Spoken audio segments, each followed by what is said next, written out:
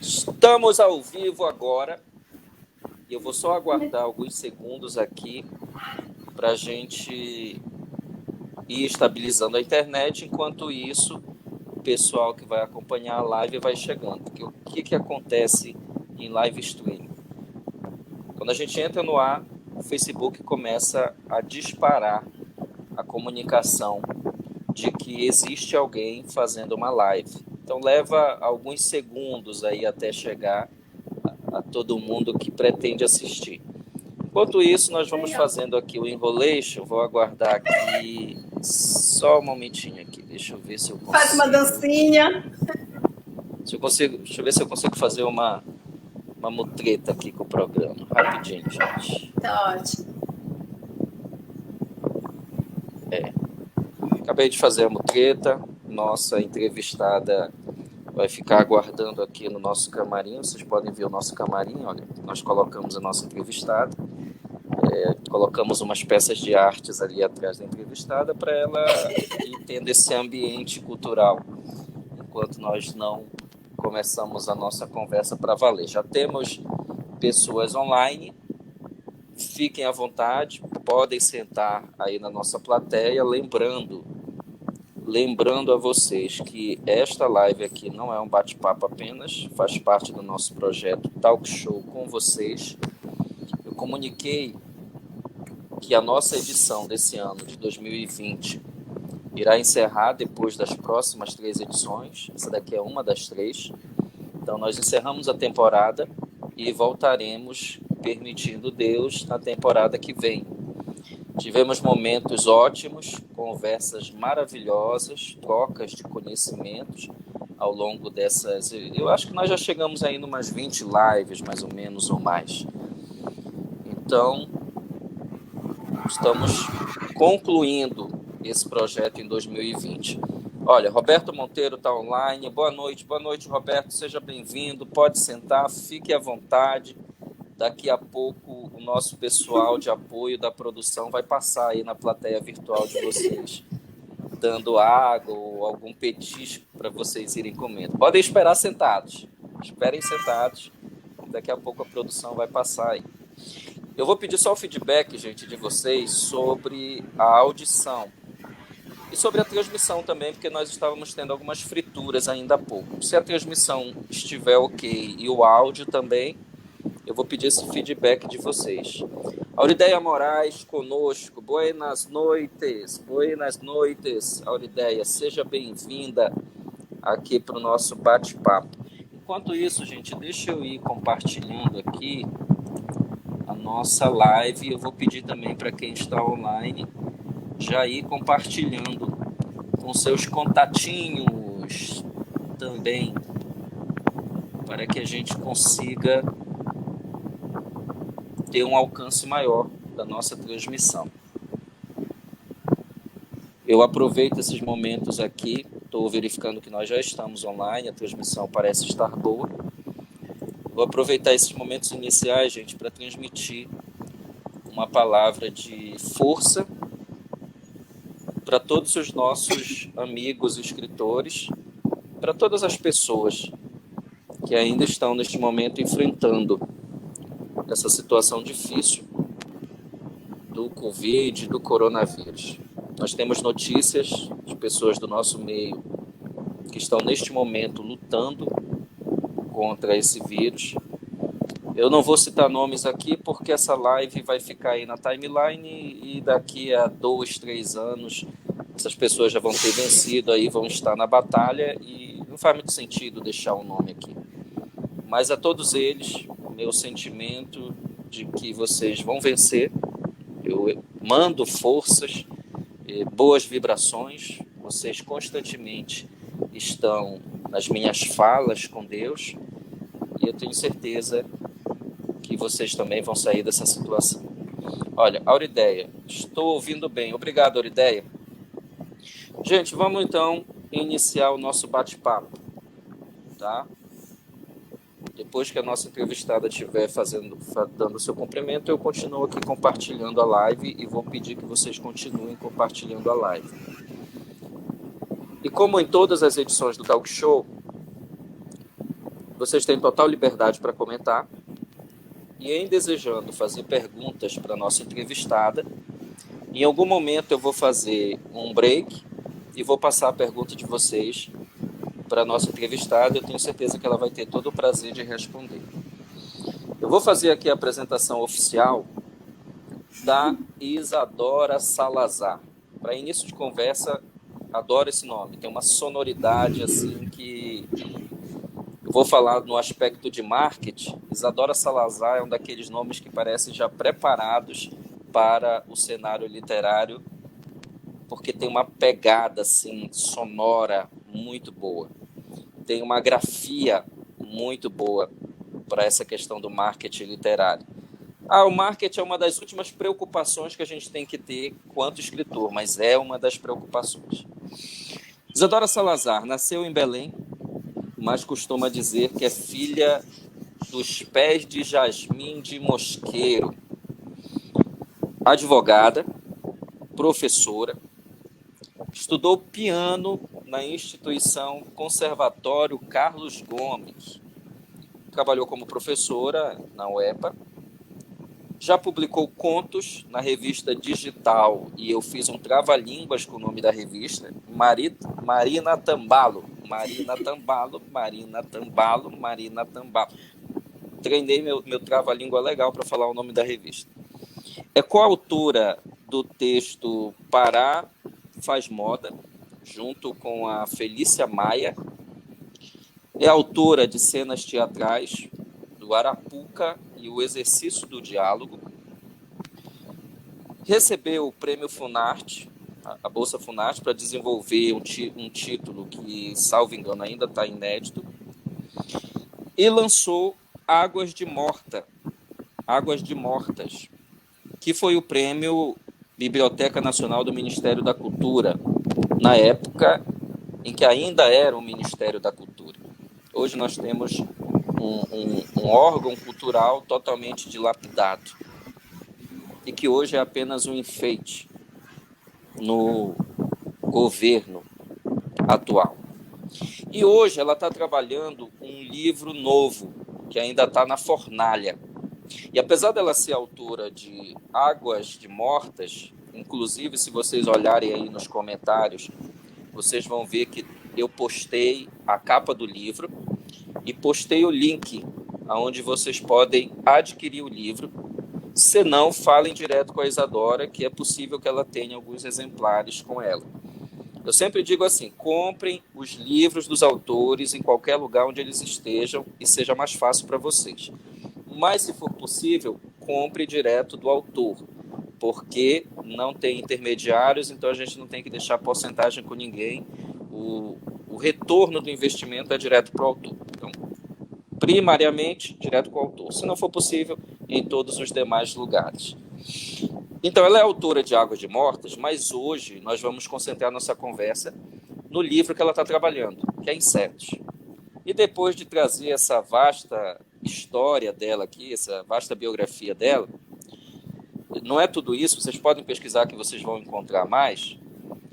Eu quero desejar boa noite para a Isadora e dizer que é uma enorme felicidade, Isadora, ter você aqui conosco. Oi, boa noite. Boa noite quem está assistindo a gente. É uma honra estar aqui. Francioli, obrigada por ter adiantado esse nosso talk show. Eu sei que ele seria pela tua programação um pouquinho mais para lá, mas eu te pedi isso, né? A gente está num momento tão complicado e, assim, eu te pedi para dar uma adiantada mesmo, porque, enfim. Queria reforçar esse momento, né, de dar força para quem está precisando de força e para toda a equipe de profissionais de saúde, serviços essenciais. Acho que o pessoal precisa muito de força agora, sabe? E é uma honra enorme estar aqui conversando contigo. Nossa, é muito bom. Eu fui professora do SAM, que era a Escola de Música da Universidade Federal do Pará. Deixa eu só fazer essa ressalva aí. Nunca fui da UEPA, mas fui de lá do SAM. Foi uma época muito legal da minha vida, assim. Fui aluna de pessoas incríveis, assim, Eliana Cotrim, Ana Maria, Altino Pimenta. Foi muito legal. E é isso, gente. Estou aqui. Já que você está aí, nós estamos aqui, então, gente, aproveitem junto comigo para metralhar de perguntas e questionamentos a nossa entrevistada. Olha, temos aqui conosco Flávio Vidigal, já com seus comentários. O tema do processo criativo dentro da perspectiva feminina na atual conjuntura é bem-vindo. Sou novo aqui, estou em processo de aprendizado em espaço digital. Boa noite, amigo François Olivianza e a nossa convidada.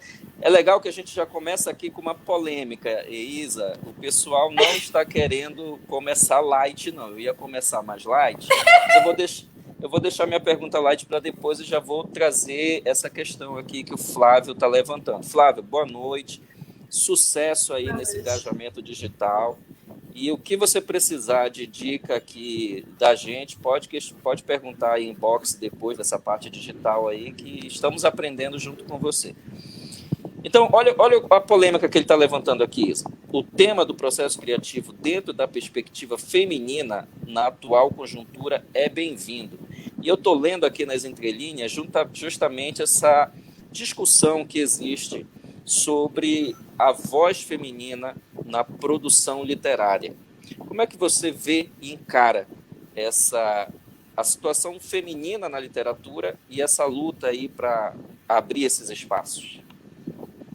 Olha, Francione, eu acredito que exista aí dois aspectos que a gente tem que levar em consideração.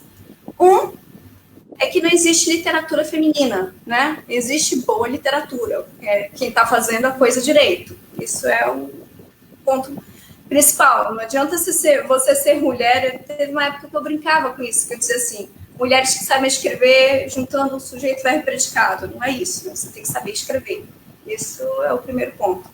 Segundo, é que realmente a gente sofreu um processo de apagamento muito grande. Assim, eu sou reflexo de todo esse processo de apagamento, inclusive eu começo a conseguir me libertar desse processo de apagamento a partir dos 40 anos, eu tenho 46 anos, né? Então foi quando eu consegui me colocar aí. Então eu não tenho como não defender a voz da mulher dentro da literatura, porque eu sofri muito na pele esse processo, sabe, de não estar no lugar, de ter uma certa coercitividade coercitividade do ponto de vista sociológico mesmo, do que você tem que fazer, do que você não tem que fazer, de qual é o seu papel, do que você tem que pensar. A mulher, quando pensa um pouco mais fora daquilo que é planejado para ela, ou que não é planejado, a mulher, quando pensa ali, é a louca, é a desajustada, sabe? Então, você coloca a voz feminina, quando você consegue colocar a voz feminina, além da voz feminina ter que ser boa e às vezes ter que ser até melhor do que outros, por causa de toda a tradição que existe, você tem que pensar nela como uma voz que faz boa literatura e que é uma literatura fundamental agora, sabe? É fundamental a gente estar aí, botar o pé na porta. E esses pés na porta, eles são em cadeia, né? É um dominozinho, é o pé na porta da literatura regional, que tem que transcender essa coisa da literatura regional, é o pé na porta da literatura feminina, que tem que transcender essa coisa da literatura feminina, enfim, para se tornar tudo, ao final das contas, boa literatura. É por aí que eu vejo. E me tira uma dúvida. Nessa caminhada aí, já de quantos anos, Isa? Desde que você começou nesse fazer literário aí? Olha, de verdade, Francioles, eu começo a escrever em 2014. Assim, de verdade. Antes disso, eu tinha tido já os 2 prêmios, né? Eu tive o primeiro prêmio FUNARTE. Eu tive um prêmio com 18 anos de idade, que foi um prêmio Brasília. E esse prêmio eu simplesmente perdi o material. Nessas minhas mudanças e tudo, eu perdi o material. Ninguém ficou para ver como era o processo de apagamento, né? Nessa época, assim. Eu teve um momento da minha vida que eu tive que escolher não ser o boi de piranha de determinadas situações. Então, começa daí. E todo mundo perdeu esse prêmio, tanto que eu não tenho registro desse prêmio. Inclusive, eu não tenho o texto com o qual eu ganhei o prêmio Anuário Brasília. E aí, daí para frente, eu ganho com Invasão para Cortê, que foi um prêmio Funarte, que é uma coisa interessantíssima de se pensar, porque eu vinha de uma literatura... na época, estava muito influenciada pela literatura pulp, pelo pop, pelo Guia do Mochileiro das Galáxias, pelo Isaac Asimov, enfim, por uma série de outras coisas que me fazem ganhar um prêmio com um texto que tinha a ver com moda, mas que falava de um alienígena invasor do planeta Terra, que tinha um relacionamento, que era um chupa-chupa, que tinha um relacionamento com um costureiro francês, que na verdade não era um costureiro, era um ribeirinho, e, enfim. E daí ia. Aí você pensa esse tema completamente louco, sendo premiado pela Funarte. E hoje você vê o que virou a Funarte, né? Assim, o que se transformou essa cadeia de cultura no Brasil hoje, né? Completamente. Eu até brinco, se um dia eu fizer a publicação desse livro, que foi um texto que eu não gostei de como ele envelheceu, mas que se um dia eu fizesse a publicação desse livro, ia ser completamente incoerente eu ter esse selo Funarte dentro de um livro como esse, que fala de um relacionamento homossexual entre um ribeirinho e um alienígena. Entendeu? Então, por aí vai. Bom, e aí daí para frente, em 2014, é que eu realmente já tinha o prêmio Biblioteca... Não, eu ganhei o prêmio Biblioteca Nacional com Lagoa de Móveis, acho que em 2015, mas foi nesse caminho aí que eu comecei realmente a olhar e dizer assim, não, agora eu vou fazer literatura, eu vou sentar e vou fazer literatura. Comecei a diminuir, tanto assim que hoje eu me quase advogada, né? Comecei a diminuir a minha advocacia. Não está sendo fácil, eu fiz isso sem dinheiro. Fiz todas essas coisas sem dinheiro. E aí, enfim, mas era o que eu precisava fazer. Era uma coisa que eu precisava fazer. Não tinha mais como evitar isso, sabe? Já estava ali nos 40, não dava para ficar. Eu ia esperar mais o quê? Mais tempo.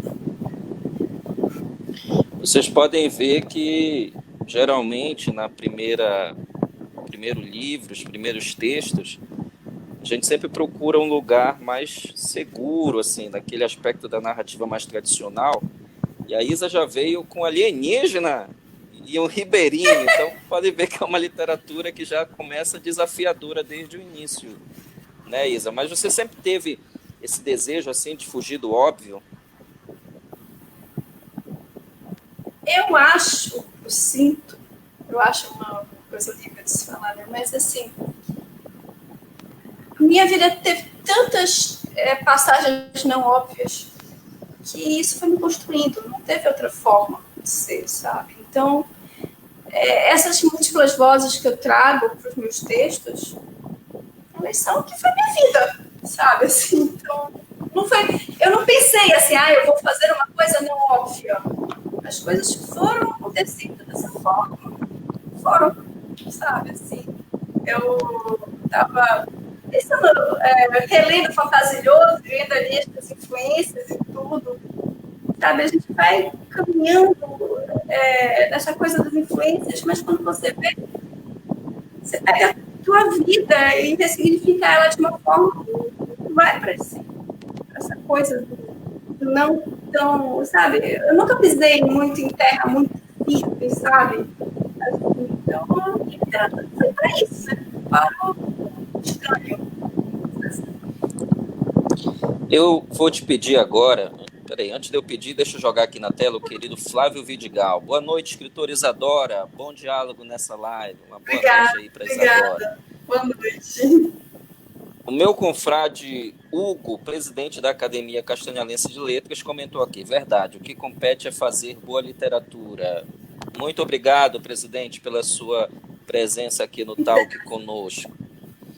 Valber Pereira, boa noite, Valber, seja bem-vindo aqui para a nossa conversa. Você chegou no momento oportuno, olha, Valber Pereira, os monstros sempre tiveram um papel importante na literatura. Comentário aqui do Valber Pereira. E você chegou no momento bacana, Valber, porque agora a Isa vai explicar, já que você está aqui na tela com comentário, especificamente para você, um dado curioso da biografia dela. Ela diz que ela nasceu em Belém, mas considera filha dos pés de Jasmim da Ilha de Mosqueiro. Define isso para a gente, Isa, para a gente compreender. Olha, eu nem sei. Eu sempre digo que a minha alma vai ficar lá no pátio da minha casa, lá da casa da família, que foi um lugar, talvez tenha sido o único lugar realmente de algum sol que a gente tenha vivido, assim, como família. E lá pela década de 70. Minha mãe vai ficar sempre ali naquele pátio, naquela margem da Praia da Ligamba, sabe? Então, eu acredito que é por isso. Eu brinco, né? Assim, eu digo que, na verdade, eu fui nascida dos pés de Jasmim de Mosqueiro, fui largada na xepa da feira de Mosqueiro, dentro de um caixote de pupunha, e lá meus pais me acharam. Mas isso é, claro, tem toda a questão de honrar a minha hereditariedade, tudo, quem está em cima de mim, mas é sempre eu sempre venho disso, sempre vem do que foi seguro para mim, do que foi sol para mim ali naquela origem, e do que deixou de ser sol depois, do que deixou de ser seguro depois. Eu acho que é mais ou menos por aí. Eu adorei essa definição. Poesia pura, filha dos pés de Jasmim da Ilha de Mosqueiro. Olha, Isa, nós lemos, inclusive, aqui na apresentação, que você tem diversas áreas de formação e de conhecimento. Professora, advogada, pianista, eu vi também alguma coisa dentro do marketing. E são áreas assim que dialogam se a gente forçar a barra, mas são áreas que caminham por seus próprios caminhos. E quando eu vejo assim, alguém com esse conhecimento em tantas áreas diferentes, eu percebo uma pessoa que gosta de sair dessa zona de conforto que às vezes a gente tem e sempre ir atrás de coisas novas e conhecimentos novos. Como é que esses conhecimentos em tantas áreas, eles, de certa forma, se apresentam ou influenciam a tua obra? Eles estão todos ali.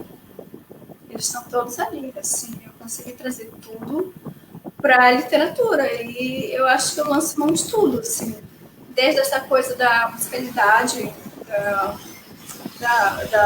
sabe, da curva melódica que vem da música, até, sei lá, eu não diria minha influência do marketing, eu não sei bem ali o curso de marketing, mas Franciel, o que aconteceu foi o seguinte, eu me formei muito nova, né? Eu me formei com 21 anos, e já com uma carga, assim, de uma responsabilidade muito grande em relação a determinadas obrigações familiares, assim. E não era o que eu queria. Realmente, eu não quis direito. Direito foi uma coisa que entrou na minha vida, assim. Eu ia fazer medicina e comunicação. E, de repente, eu tive uma pessoa que olhou para minha cara na hora da matrícula no vestibular e disse assim, não, você vai fazer direito porque eu preciso ter uma casa. E ali, e aquilo que eu disse, e não foi só isso, né? E sempre teve um processo muito grande ali de eu nunca estar no lugar certo, e daí vem a ausência de zona de conforto, porque assim, se você tem uma literatura underground, sabe, assim, esses autores undergrounds e tudo, você vê que eles estão na zona de conforto da dor, né? Então, assim, eles estão no fundo da panela, lá no fundo do poço, cavando o seu poço, e estão adorando ali cavar aquele poço, meter o dedo naquela ferida e ficar ali. E você tem quem está na zona de conforto do extremo oposto, sabe? Que está feliz porque comprou o celular novo, sei lá, comprou o carro novo. E aí você vê uma pessoa que caminha numa linha que não é zona de conforto nem para um lado nem para o outro, e por isso mesmo leva pedrada, como eu levei de todos os lados, assim, porque as dondocas e os dondocos me dão pedrada por muito tempo. Os escritores não me entenderam. Quando eu comecei a ganhar prêmio, eu ouvi de uma pessoa assim, isso é uma atitude de afirmação de uma pessoa, enfim, burguesa e tarará. Um dia desses eu fui xingada de burguesa por uma escritora e 2 semanas depois eu fui xingada de louca por uma menina de direita, assim, por uma pessoa daqui de Belém, famosa, conhecida, de direita.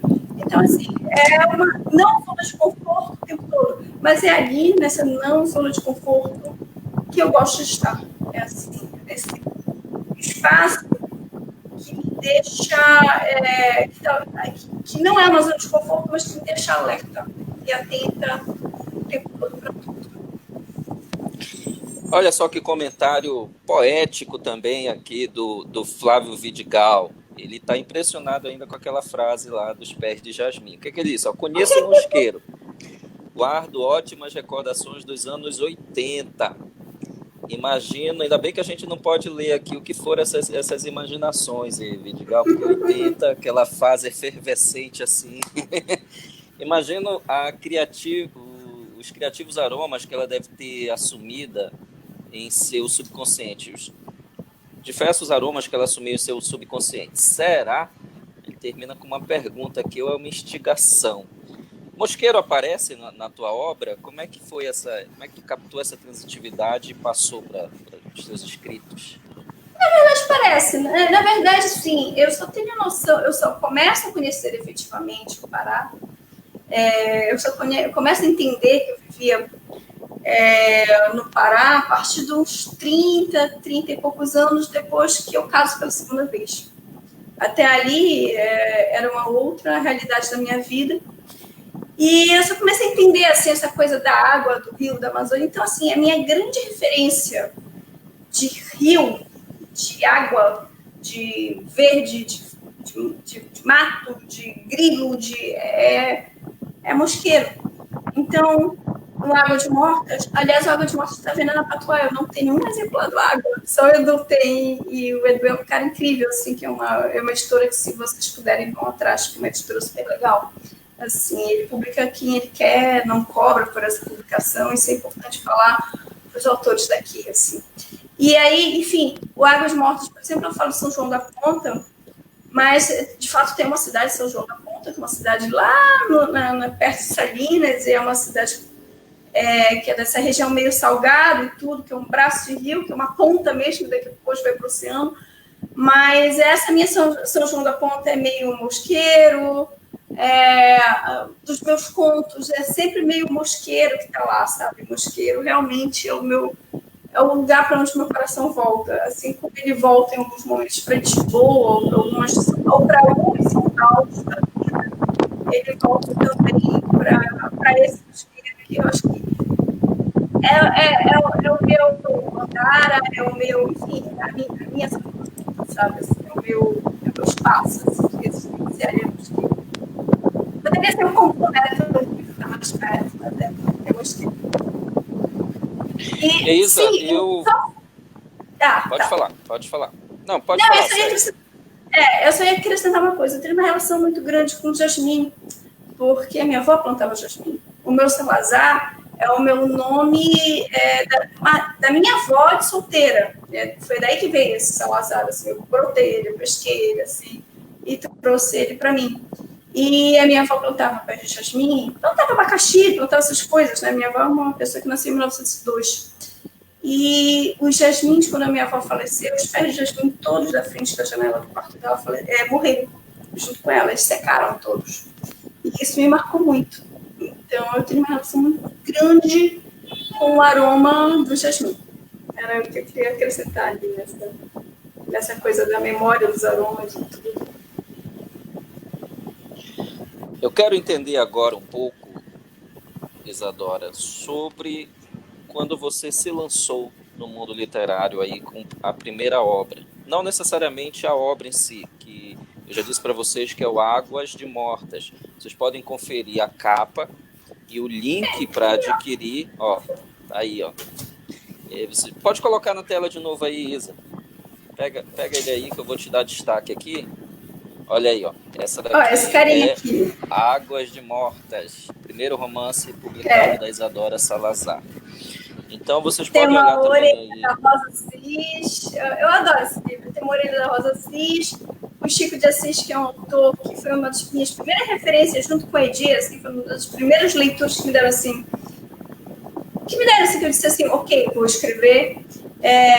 Tem uma contracapa do Chico de Assis, uma apresentação do Manuel Herzog, que é um cara incrível, e a Patuá em si, o Ricardo Escudeiro fez um trabalho de capa lindo, enfim.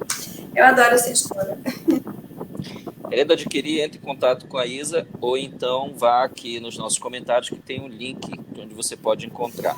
Foi o primeiro livro publicado da Isadora, mas até onde eu sei, a produção me trouxe a informação. Gente, minha produção é grande, tem umas 50 pessoas que trabalham comigo.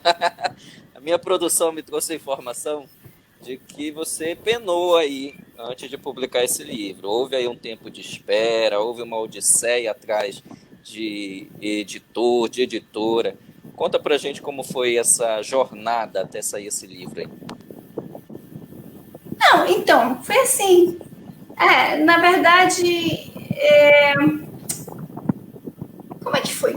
E eu estava já com 40 anos, era o quê? 2014, eu acho, que foi quando eu realmente olhei e disse assim, ok, vou escrever, vou reduzir a advocacia do escritório. E aí, quando começou essa jornada, começou pela escrita, propriamente dito. E eu estava num momento de muito silêncio. Assim, eu estava num momento muito quietinha, muito contrita. E eu comecei primeiro a escrever. E eu fazia um diálogo muito grande com dois amigos, o Jorge Trindade, que é desenhista, e com a Gisela Fada, que é psicóloga, humanista, e que nessa época que também é uma escritora, uma pesquisadora, e que também nessa época estava num momento mais quietinho, então a gente dialogava muito, muito mesmo. Assim. Então o livro primeiro se construiu, e enquanto ele se construía, eu não sabia o que eu ia fazer. Eu ia assistir umas aulas, assim, eu ia assistir umas palestras do Nilson Oliveira, que ele fazia aqui em Belém, mas eu não tinha ideia do que eu ia fazer. Eu não conhecia absolutamente ninguém. Aí, conheci, assim, eu tinha feito uma temporada na Mint, como redatora publicitária, há um tempo. Aí meio que conheci o Antônio Moura, ele meio que falou comigo pelo Face. Ele não falou comigo pelo Face porque eu era uma boa escritora, ele falou comigo por causa de uma foto bonitinha. E daí eu mandei meu livro para ele, e aí meio que houve, assim, um começo de olhar assim, dele, do Marcílio, e daí para frente a coisa foi se fazendo. Quando o livro estava pronto, eu mapeei assim, umas 3 ou 4 editoras a quem eu poderia apresentar esse livro. E, lógico, eu já tinha observado mais ou menos como a coisa funcionava, então eu já sabia que não ia ser editoras missas, não ia ser uma companhia das letras, eu já sabia que eu teria que começar por essas editoras menores. E aí eu ponho meu livro embaixo do braço e vou para São Paulo, para a primeira editora, que foi a Patois. Quando eu ligo para o Edu, olha como são as coisas, eu não tinha nem muito essa consciência assim. E aí eu ligo para o Edu, ele estava assim, às vésperas de viajar, um desses festivais, acho que Paraty. E aí ele disse, olha, você tem que chegar comigo amanhã. E eu já cheguei, e amanhã nós estamos no lançamento do livro do Manuel Herzog, que é um senhor autor, assim. E o Edu me recebeu assim, me recebeu super bem, super tranquilo, sempre me recebeu com um sorriso aqui, até aqui uma garrafa de cerveja na mão. E foi um papo super legal, assim, durante o lançamento do Manuel Herzog, que você me apresenta. E demorou, assim, 1 ano e meio, na verdade, assim, o Edu me aprovar. Porque o Edu é um cara que é um editor de uma editora de um homem só, praticamente. Tem ele, o Ricardo, tudo, mas, assim, tem a esposa dele, que também está lá nessa luta. Mas ele demorou 1 ano e meio para me aprovar. Assim, eu fui em junho, não, um pouco menos de 1 ano e meio. Eu fui em junho de 2016, até o Edu, e até abril de 2017 você recebeu publicar o não. E aí, essa altura da vida, como eu estava com pouco dinheiro, eu também disse assim, eu mando para as outras editoras, eu aguardo. Mas eu tinha tanta confiança no que eu tinha visto do Edu, que eu disse assim, não, eu acho que vai. E aí eu passei esse tempo todo. O Edu, nesse tempo todo, adoeceu, ficou mal, assim, continuava publicando. Então, mas foi assim, realmente foi a minha primeira editora. Eu não tive, assim, essa peregrinação por outras editoras. Eu havia, assim, foi muito, um momento, assim, muito legal, assim. Sei lá, alguém sorriu para mim, sabe? Assim, tinha que levar tanta pancada antes que eu acho que nesse momento alguém realmente se E depois que a gente lança o primeiro livro, Isa, o caminho que vem fica mais fácil? Como é que é a situação depois que você viveu toda essa odisseia? Eu falei assim, olha, não fica mais fácil. A gente pensa assim, vai ficar mais fácil. Eu nunca tive essa ilusão. Nessas alturas da vida eu já tinha a perfeita consciência que não ia ser mais fácil. Eu lanço ele em outubro de 2017 em São Paulo. Eu tinha medo de lançar aqui, não tem ninguém no meu lançamento. Então, eu não lancei aqui. Eu lancei lá para um hall assim, de amigos pequenininho que eu tinha lá, construído lá. E aí, lancei dentro da Patuscada, que é o bar da Patuá. E aí, o que aconteceu? Eu não consegui fazer aquele trabalho de impulsionar o livro como ele deve ser impulsionado, mandando para todo mundo para a resenha, mandando para todo mundo, sabe? Esse trabalho eu não consegui fazer. E aí teve uma hora que eu olhei e disse assim, o livro vai caminhar por ele só. Aí aconteceu outros 2 grandes divisores importantes de água para mim, assim. Eu descobri o Deni Radins, que o Deni Radins ia dar uma oficina aqui no Sesc. E o Deni Radins é um autor, assim, que eu respeito pra caramba, assim. Ele, o Marcelo Labes, aquele pessoal que tá lá pelo Sul, assim, eles têm uma literatura muito pungente também. E aí, assim, é muito forte também. E aí, Nossa, mas tem tanta gente fora também de lá, tem o Milton Rosendo, tem Alagoas, enfim. Mas, assim, E aí eu pego e olho e digo assim, vou fazer a oficina do Denis. E entro na oficina do Denis sem conhecer absolutamente ninguém dentro do Sesc. Eu já tinha lançado, já tinha publicado. E aí, assim, encontro a Cléo Oliveira dentro do Sesc. E a oficina do Denis é uma oficina incrível. Depois dela, o Denis olha para mim e diz assim, olha, você tem que publicar no Catarina, que é uma publicação deles, que é a Revista de Cultura de Santa Catarina. E aí eu publico no Catarina um texto chamado Bateia. Eu me lembro deles dizer assim, alguma coisa para mim assim, tipo... como se fosse assim, viaje no seu texto. Assim. Aí eu publico Bateia, com um texto louquíssimo, não sei se eu cheguei a te mandar Bateia, funciones, eu não tenho certeza. E aí, daí para frente, há um segundo momento, que 2 anos depois, quando a Cléo Oliveira, eu passo por uma curadoria, a Cléo Oliveira diz para mim assim, olha, você está no Arte da Palavra. Aí eu digo, meu Deus do céu. E isso, o livro indo devagarzinho, né? E assim, detalhe, eu quase sei advogar. Então, assim, eu estou vivendo de brisa, de sonho e de vontade de escrever. Então, assim, já é esse momento da vida. E aí vai. E aí eu fui, assim, e agora eu estou nesse momento, Sesc, a Arte da Palavra, que é um momento muito importante, assim, eu estou sentindo que eu estou aprendendo a cada live que eu faço, aqui, lá, sabe? É um momento realmente de construção, é um momento de aprendizado. E olha, gente, as lives que a Isadora já fez pelo Sesc estão todas no YouTube. Só vocês jogarem no Google Isadora Salazar Sesc e vocês serão encaminhados diretamente para essas lives e vão poder acompanhar. Eu já assisti, olha, lives ótimas, uma troca de conhecimento ali muito legal entre os apresentadores, quem está participando. A Aline Bey ontem, assisti ontem uma na qual você estava com a Aline Bey, foi uma troca de conhecimento muito legal. Olha, o Flávio Vidigal jogou uma pergunta aqui.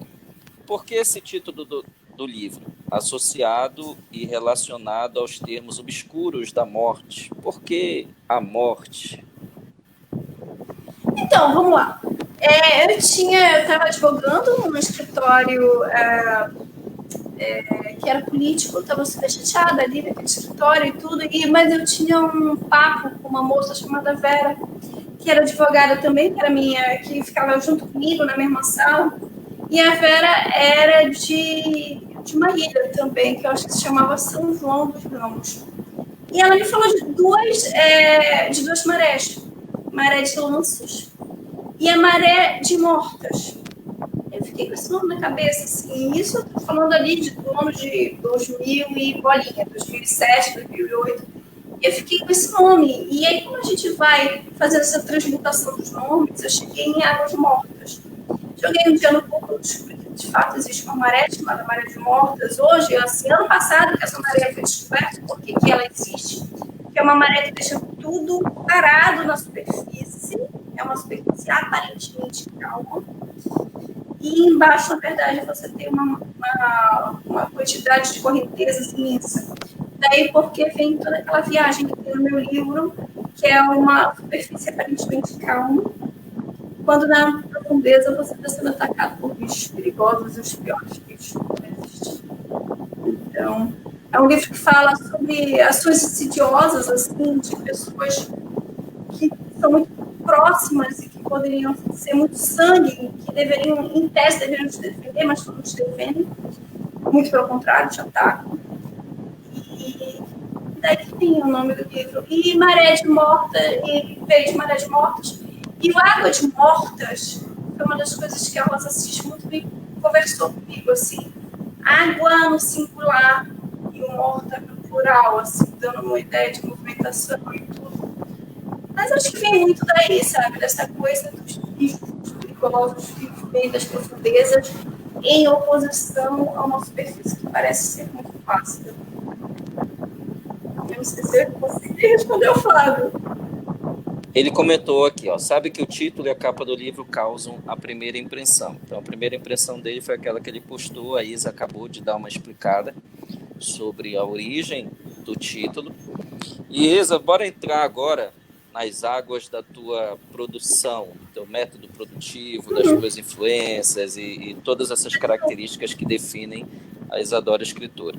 Eu já vou começar fazendo uma pergunta aqui, que é a seguinte. Eu vi ela ser muito repetida no bate-papo que você teve com a Aline no YouTube, que está postado no YouTube, com relação à existência de uma curva melódica na tua obra. O que é essa curva melódica, Isa? Olha, às vezes ela vem do... Ai, caiu meu fone, peraí. Às vezes ela vem de um estranhamento, na verdade. É interessante, eu tive textos que eu comecei a construir a partir da audição de Bela Bartók. E todas aquelas dissonâncias que existem, que parece que não dizem nada com nada, mas que estão ali. Então, como tudo na minha vida foi muito longo, o meu momento da música também foi assim. Eu estudava num piano muito velho, eu me formei num piano muito velho. E, assim, o meu piano era afinado, quase um tom abaixo. E eu tinha que transpor o tempo todo. Então, o que era dó, eu ouvia no meu ouvido si, e aí... Era isso? Era isso. E aí, então, isso fazia com que eu tivesse uma curva melódica toda... Eu tinha uma leitura de som muito estranha na minha cabeça o tempo todo. Assim, me formei em música assim. E eu acho que isso faz com que eu venha trazendo todo esse estranhamento e também toda essa beleza dessa curva. Assim, eu era muito influenciada por bar, na época que eu fui aluna da Rosalia pelo Moia e Baltica Pimenta. A gente toca muito bar, então tem toda aquela curva melódica toda desenhadinha do bar. E eu acho que vem daí, sabe, essa coisa da curva melódica, mas às vezes assim, eu tenho textos que começaram com a audição do Debussy, ou tem textos que começaram de outras coisas completamente diferentes, que não tiveram nada a ver com música, assim, começaram de outros estranhamentos e de outros incômodos. Galera, vamos fazer o seguinte. Eu disse para vocês que a Isadora é autora de Águas de Mortas, sobre a qual ela já tem falado nas últimas 2 falas dela. Mas nós íamos concentrar nossa conversa no livro que está na fornalha. Ela está forjando esse livro nesse exato momento. E eu posso me orgulhar aqui de dizer que eu sou um dos primeiros leitores aí dos textos desse futuro livro, porque ela me enviou, não sei se são todos, mas ela me enviou alguns textos que estarão nesse livro, e a gente vai tentar entender um pouquinho mais agora sobre essa característica isadoriana, salazariana da literatura dela, a partir dessa obra, que tem como título provisório, não sei se vai ser o definitivo, às vezes a gente, quando chega na hora de publicar, a gente, bora mudar esse título, já aconteceu comigo. Horus, por exemplo, que eu publiquei, que foi meu primeiro livro, inicialmente ele se chamaria Sois Horus, seus olhos, e lá no final eu digo, não, quer saber, eu vou cortar esses sois aí, vou deixar só o Horus. Então às vezes a gente faz essas mudanças, mas provisoriamente se chama Insetos.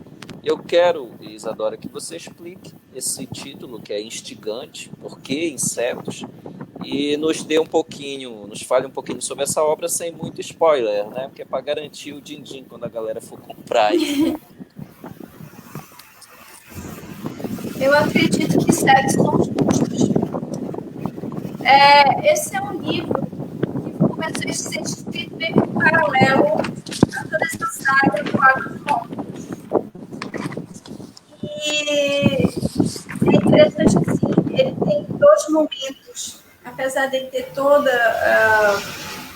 toda uma trajetória narrativa, você vê que ele tem toda uma coesão e uma coerência entre os textos, mas ele traz assim dois momentos que são bem distintos. Um momento em que ainda é muito Isadora falando da Isadora, assim, muito autorreferência. E a partir de um texto que eu acho que é o Ho Oponopono Dengue, ou Cortato, eu começo a olhar muito o social, assim, maior, assim, eu tiro os meus olhos, assim, tanto das minhas próprias dores e começo a olhar para fora. Eu acho que é um pouco a partir do Ho Oponopono Dengue. Mas eu acredito que insetos são os monstros que estão ali, sabe? Corroendo por dentro, que estão... Sabe, inseto é um bicho muito desconectado, né? Assim, é um bicho que vai a perna para um lado, ele é todo partido. E eu acho que vem muito desse processo de partimento. Não tem nenhuma palavra assim exata para isso, mas esse processo de partimento, dessa miríade de muitos assombros que a gente tem, que a gente traz com a gente, sabe? E eu acho que é isso, assim, eu acho que ele vem disso. E são sempre vozes, olhares muito para o feminino, para as dores femininas, para o cerceamento do feminino. Tem um texto que eu escrevi que são os personagens sem nome, e é um texto chamado Diálogo. E o diálogo, quando eu escrevi, eu sei que eu escrevi para dois homens de alma feminina. Então é um texto que vem muito para esse olhar do feminino, mas de um outro jeito, sabe? Sem nada. Ele está de um outro jeito ali. E também tem uma construção toda que eu faço, que eu começo a fazer eu começo a fazer um outro tipo de pesquisa de construção de texto mesmo, assim, eu venho com uma outra pesquisa. E as palavras, elas vão se tornando outra coisa, assim.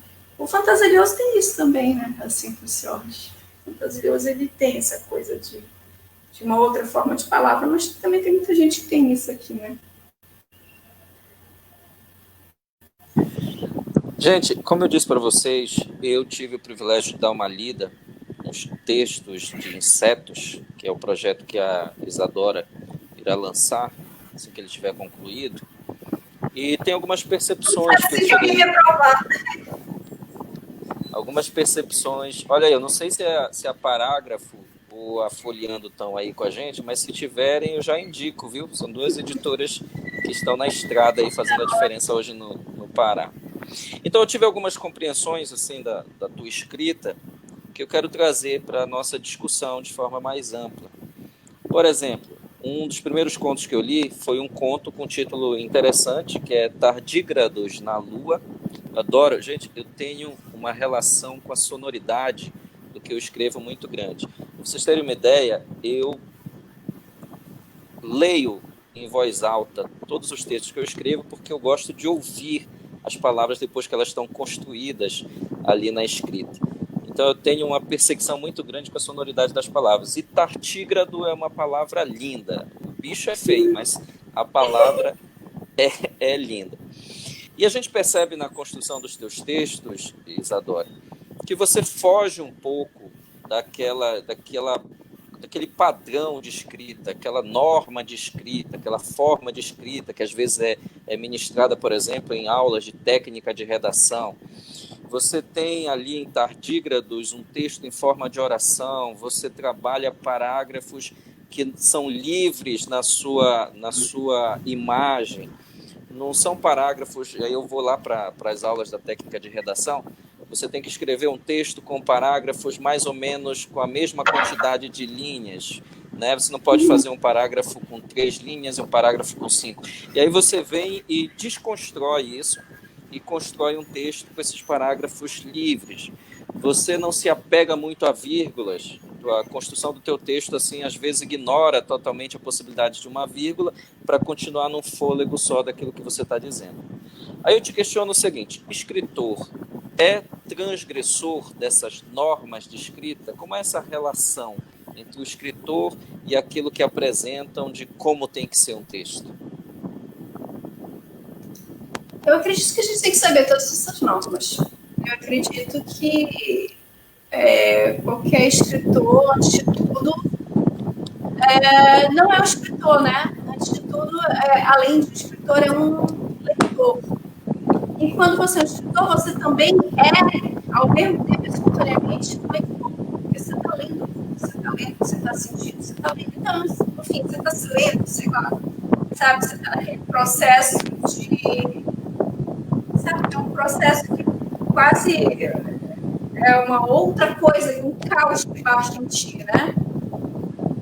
Mas eu acredito, assim, que para você chegar nesse processo do caos que baixa em ti, desse horizonte de eventos que baixa em ti, sei lá, um milhão de coisas, mas que de repente um horizonte de eventos que é um horizonte, eu estou tentando te ler, Flávia, mas eu não consigo te ler e falar ao mesmo tempo, é impossível.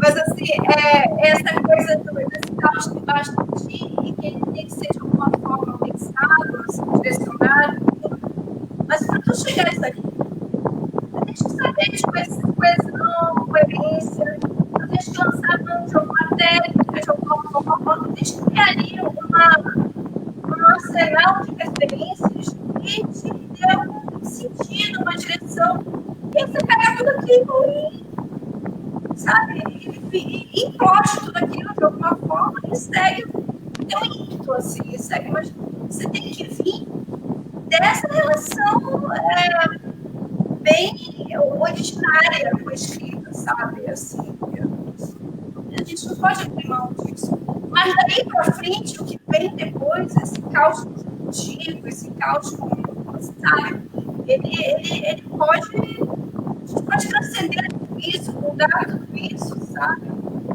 Enfim, Joyce era vezeiro de fazer essas coisas, né? De juntar uma palavra na outra, tem um livro dele que é super complicado. Um dia eu ainda ouvi isso, Joyce. Mas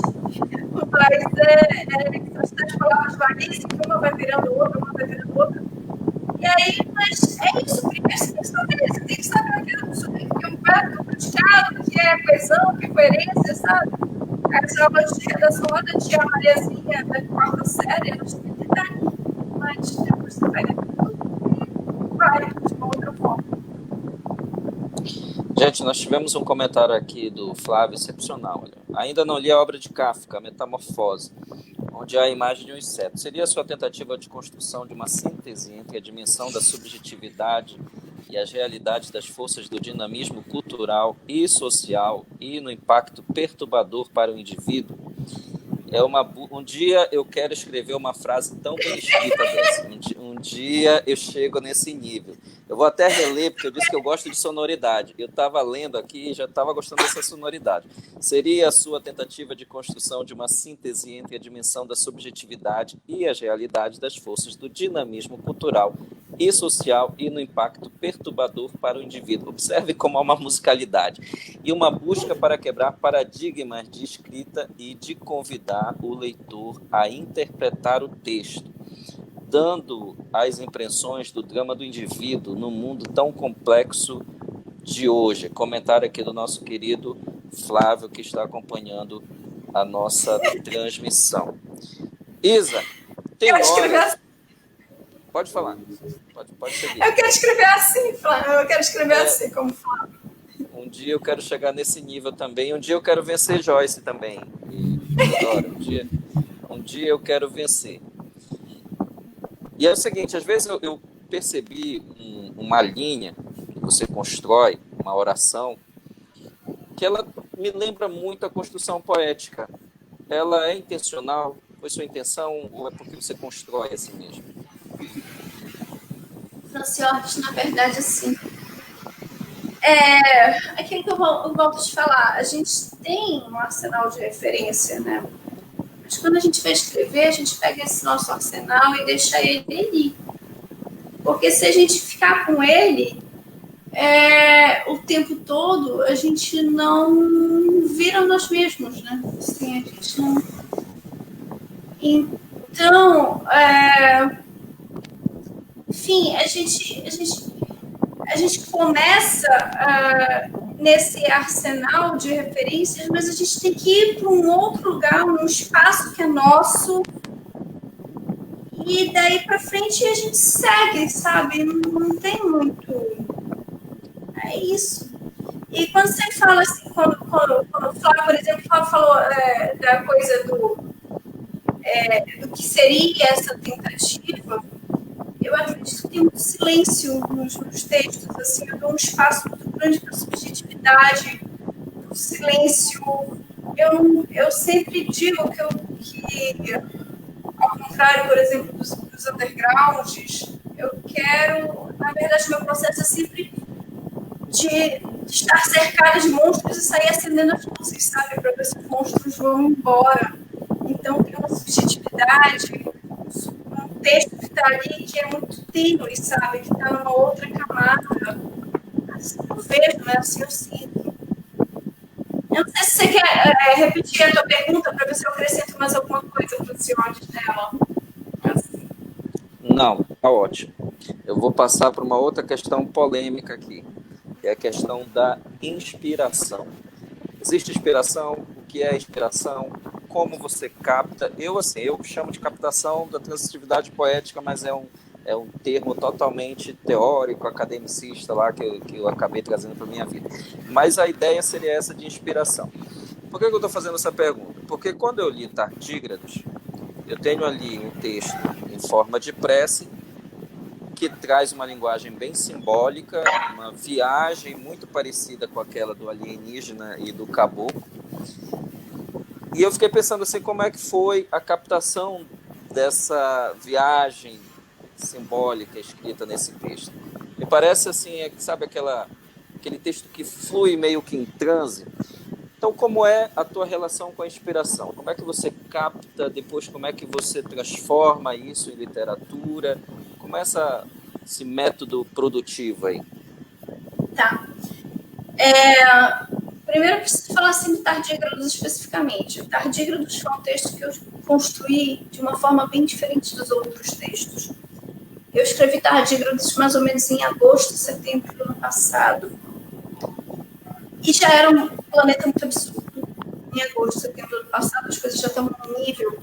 Se tinha um governador comemorando porque um sniper tinha acertado um garoto que notoriamente estava surdo dentro de um ônibus, você já tinha queimada, os biomas já estavam sendo destruídos, já estava pegando fogo.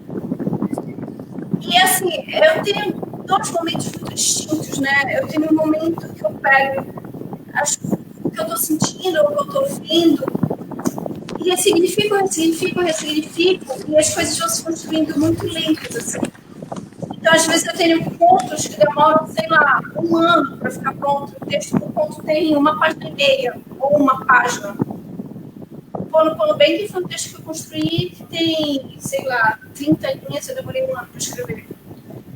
Mas, e tem de outro lado, por exemplo, Tardígrados, a velha que desarrastou os pássaros de uma criança, não sei se eu te contei, que são textos que foram construídos assim, de outra forma, eles foram construídos quase que, sabe,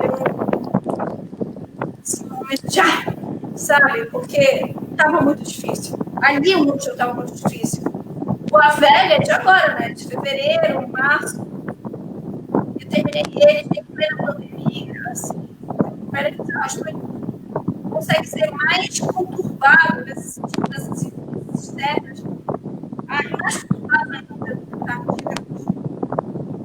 Mas, no geral, existem esses dois processos. Existe o processo que eu chamo de inspiração, que eu chamo de incômodo. Existe o processo de eu pegar esse incômodo e tentar ressignificar ele, porque eu também não quero jogar ele. Eu não quero que o meu texto vire o meu divã do história do psiquiatra, do história do psicólogo. Então, eu quero que, pelo contrário, que o meu leitor tenha horizonte, sabe? E eu quero realmente ser o disruptor para acender essa luz. Eu não quero ser o dedo que toca na ferida para ferir mais, sabe? Para engrenar mais. Eu quero que tenha um horizonte de respiro aí. E eu acredito que tudo meu, assim, vem primeiro de uma consciência muito grande de que eu acredito muito no tempo igual a zero, de que tudo se inicia o tempo todo, na reconstrução, na destruição de Shiva. E, sabe, nesses momentos todos. E, assim, tem um trabalho desgraçado de leitura e releitura, e construção dos textos o tempo todo. E quando você fala, por exemplo, você falou que da Vitória na minha, nesse processo, que pareceria uma prosa poética, ou pareceria uma coisa poética, eu deixo isso tudo muito livre. A carta, talvez, dos próprios personagens, que eu não explico nem isso para os personagens, sabe? Eu deixo tudo muito livre. Então, quando o personagem quer falar em prosa poética, ele fala, quando o personagem quer falar de uma forma mais discorrida, mais parágrafo, ele fala, e aí vai. Sabe? Então, mas tem assim, um trabalho muito grande.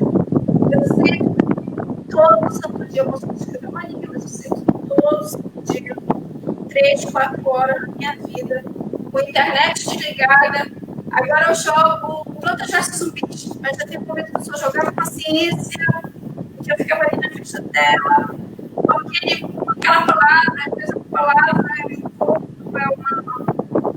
uma frase. Por exemplo, agora, o meu próximo texto, eu tinha prometido com o Nilson, para ele misturar a nuvem, mas não conseguia aprontar, mandei para ele outros dos textos. A frase é no tempo do Joaquim. E Joaquim é a vontade a vontade de Deus, né?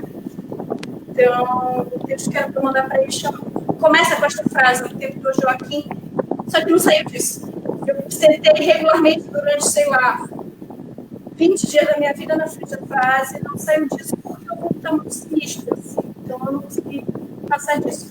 Mas existe o trabalho diário de sentar na frente de um computador como se eu estivesse escrevendo uma petição com prazo e texto e olhando para mim para ver se a gente fala de alguma coisa.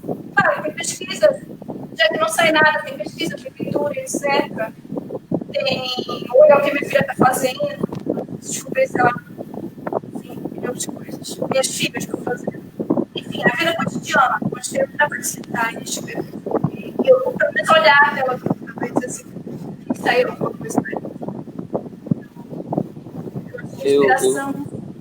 Eu queria muito entender, Isa, como é a tua relação com os teus personagens. Eles surgem no momento que você está escrevendo, eles surgem como uma ideia e fica ali, você vai o tempo todo, aquele personagem parece que está te acompanhando, você pensa nele, você dorme com ele, acorda com ele. Como é que é essa relação com os teus personagens, assim? Eu acredito que eles vão se construindo como uma biografia, sabe? Água de Mortes, por exemplo, é um texto que os meus personagens eles têm uma história própria, que foi se construindo ao longo, talvez, de um ano. Então, assim, tem muita coisa que não está no Água, mas que eu sei que aconteceu na vida desses personagens. E, assim, a Marina é meio vivência minha, é meio autorreferência minha e tudo, que é minha personagem narradora, né? Eu narro em primeira pessoa, Água de Morte. Mas os outros personagens, eles foram se construindo e eu fui construindo eles junto, assim, comigo. Eles meio que... eles iam se fazendo, assim, eles iam se colocando para mim. E todos os meus personagens são assim. Eles vêm para mim. Às vezes é uma frase que me parece que foi ditada, sabe? Quase, não sei qual é a palavra. Parece que chegou para mim pronta. Às vezes sabe, você está fazendo um brigadeiro na panela e vem uma coisa inteira na tua cabeça, uma vivência inteira do personagem. Escrever é um processo muito um processo muito feito, né? Assim, é um processo que a gente realmente tem que estar aberto a esse olhar o tempo todo. Então, Gente, eu vou fazer o seguinte com vocês agora. Eu vou fazer um desafio virtual, o mesmo desafio que eu tive quando eu me deparei com o título desse texto que está em Insetos. Eu disse, gente, esse é o título mais diferentão e complicado de pronunciar que eu já vi na literatura. Eu vou jogar aqui na tela, eu vou pedir para a autora logo falar como é a pronúncia, mas antes dela falar, eu vou deixar alguns segundos aqui para vocês tentarem falar aí sozinhos. Podem dar uma de doido mesmo e falar esse título aí com vocês. Eu vou deixar, a gente vai ficar em silêncio, vocês vão tentar aí na casa de vocês.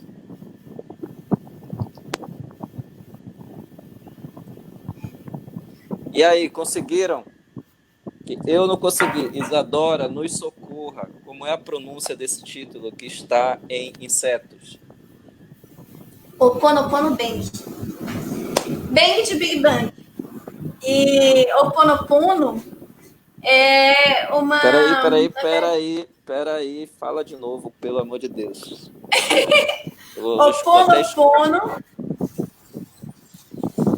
Ho'oponopono. Bang. Ho'oponopono Bang. Gente, Bang de Big Bang. Para quem entrou agora na live, isso aqui não são duas crianças conversando. Não é um trava-língua. A gente não está fazendo trava-língua. O título do texto que se encontra em Insetos é este daqui mesmo. Poeta Benny Franklin está com a gente. Sempre um bom programa. Abraço a todos. Bem-vindo, meu poeta. Fique à vontade conosco e tente pronunciar, se você pode, este título também. E o que ele significa, Isa? Qual é o sentido dele? Então, o Ho'oponopono é uma prática ancestral que veio do Havaí e que traz a limpeza de memórias. O Von Rommel, que é um cabalista que mora aqui, ele sempre fala o seguinte: o Ho'oponopono é como se você tivesse um caminhão lotado. É uma casa lotada de coisa e o Ho'oponopono é o caminhão que pega esse monte de bagulho da tua casa e leva embora. Então, é uma prática que faz a limpeza das memórias. Aí tu tens milhões de derivações disso. Porque é uma prática ancestral que está aqui na Bahia caminhando há muito tempo. E você tem, hoje em dia se aplica a muita coisa. Algumas delas nem sempre estão certas. Mas vem daí. E o Bang vem do Big Bang. Então, por isso fica o Ho'oponopono Bang. Mas é uma limpeza de memórias. Então, aí, são vivências da tua vida, se você fez vidas passadas, são vivências da tua vida passada, que são limpas por essa prática ancestral. É como se fosse um mantra, assim, é um mantra que você vai falando, falando, falando. E que tem muito a ver com humildade, com a prática do perdão. E está muito ali, ele está muito presente na minha vida de alguma forma. Eu não sei se foi impressão de leitor, porque às vezes a gente, enquanto leitor, a gente cria algumas interpretações, alguns sentidos que o próprio escritor nem quis criar. O texto depois que sai, eu acho que é o Barthes ele não é mais nosso. Que o autor morre depois que ele passa para a mão do leitor. Eu tive essa sensação de que há, nas entrelinhas, uma pulsão espiritual, essa questão da espiritualidade, não necessariamente com relação à crença, à denominação religiosa, evangélica, não. A questão da espiritualidade. A espiritualidade é de todo ser humano, independente da religião que ele professa. Isso foi impressão, Isa, ou você procura transmitir essa digital mesmo, dessa busca espiritual? Eu não sei, isso não é uma coisa muito pensada, assim, é aquilo que eu te falei, eu não tenho influência de muita coisa que veio comigo, de alguma forma chegou a mim. Tem essa coisa que o Milton Rosenda, que ele falou isso no meu texto, sabe? Ele é uma coisa muito sutil que vai passando, mas essa sutileza realmente vem de mim, do meu olhar, sabe? Eu tenho um olhar muito... É interessante isso. Quando eu fui uma criança que tinha consciência do que era a morte, antes de saber até a palavra morte. Então, isso de alguma forma, isso vem caminhando comigo, assim, de uma forma muito sutil, ao longo de toda a minha vida. E eu trago isso no texto, mas não é uma coisa pensada, assim, não é uma coisa... É isso que tu falaste, assim, não tem um nome, não tem uma religião, não tem uma doutrina, não tem uma prática, a coisa simplesmente vai permeando, sabe? Não vai de uma forma muito sutil, entre o silêncio e o não silêncio, mas tem ali alguma coisa que é muito minha e que eu não sei nem te dizer exatamente o que é. Eu não consigo te dizer se é uma coisa mística, se é uma coisa... É apenas uma coisa que permeia, sabe? Olha, gente, nós já estamos aqui no nosso bate-papo, que está voando na questão relacional, mas no tempo nós já estamos com 1h10 aqui no ar com vocês. Então já estamos meio que chegando naquele momento crítico. Tic-tac, tic-tac, tic-tac, tic-tac. Já vamos nos encaminhar daqui a pouco para o nosso fim, mas fiquem conosco até o final. Isadora, eu quero falar agora sobre o conto Bateia. Eu acho que é essa a pronúncia. Bateia. Não sei se é aberta ou é fechada. Não necessariamente. Bateia. É Bateia, né? É. Me tira uma dúvida. Eu dei uma pesquisada, mas foi até difícil encontrar o sentido de Bateia. O mais próximo que eu cheguei é que seria uma titânide. Como é que é essa relação? O que é uma bateia? Bateia não é nada, né? Bateia é uma dessas palavras que eu tirei do chapéu. Tu inventaste? Mas assim, bateia em si não existe. E de vez em quando eu faço essas coisas assim. Tem uma palavra que a Rosa Cid disse que também ela vai colocar no trabalho dela, que é charcação, que está no Água de Mortas. E ela me disse: minha filha, de onde que veio charcação? Eu digo: vem de um processo de encher o charco e tarará. Ela disse: isso não existe, eu vou colocar para ver se a gente adicionaliza e tudo. Bateia em si não existe, né? Existe... então tá vendo? É por isso que eu não encontrei. Eu já estava revendo. Eu já estava revendo meus conhecimentos cibernéticos por não ter encontrado. Menos mal, continue. E vem assim, vem daquela coisa, né?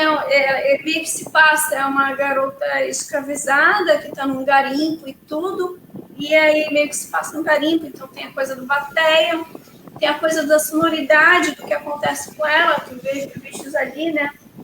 E também tem uma coisa do que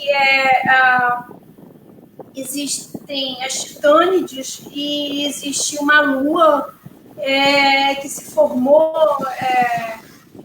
que teria se formado, né? Que teria entrado em choque com a Terra.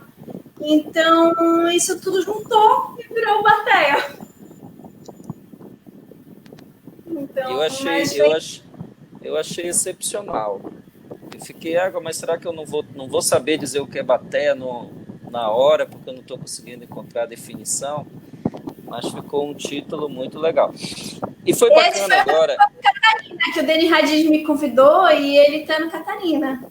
Esse já está publicado, já está no Catarina. É muito legal assim, essa revista. Muito bacana esse convite. Foi muito bacana você tocar nesse assunto da temática social que existe em Bateia e nos demais contos, todos os contos, né? Mas essa questão do papel social do escritor, a gente está se deparando com o texto nos leva a algum assunto, nos mexe mais. Tá me ouvindo, Isa? Tô te ouvindo. Tá, porque deu uma fritada na transmissão, mas você tá me ouvindo bem. Olha, estou aqui. Tá, gente, esse é aquele momento que a internet fica nos fazendo parar fritando a imagem. De vez em quando acontece com a gente, né? O problema é que essas frituras nem sempre favorecem as nossas poses. Eu vou ajudar a Isa. Eu tô meio quadrado. Tá dando uma fritada, gente, mas já vai voltar à normalidade. Então, tô meio quadro, mas tudo bem. Vocês estão me ouvindo bem? Tá bacana o áudio. Tá bacana. Se não sair essa fritura, eu vou te ajudar nas poses aí, de paralisado. Tchau. Olha, Fábio Coutrin aqui, nosso jornalista Fábio Coutrin, de Tomé Açu, cidade bela de Tomé Açu. Nosso amigo Fábio Coutrin está aqui com a gente. Seja bem-vindo, Fábio, fique à vontade. Mas você chegou tarde. Você chegou tarde porque a produção do programa passou a cerca de uns 15 minutos distribuindo canapés aí, salgadinhos, para quem estava na plateia virtual. Então agora ficou só o nosso bate-papo, Fábio. Olha, Aielbi da Costa, conheço Bateia como utensílio usado na mineração. É isso, Isa? Chegou a estudar alguma coisa a respeito? Para a construção do texto? Porque na verdade eu fiz uma aglutinação, né? Sim, a bateia, existe a bateia, né? Que é aquele utensílio metálico que faz meio que cone e dali você separa o que é mercúrio, do que é ouro, e você vai fazendo aquele processo de lavagem das pedras. E ali, quando você pensa em bateia, na verdade eu escrevo bateia com TH, né? Bateia. E aí vem da coisa do teia, das titânides e tudo, e eu dei uma juntada em tudo. A titânide de Teia, eu encontrei. Esse título. Tem uma titânide chamada Teia, né?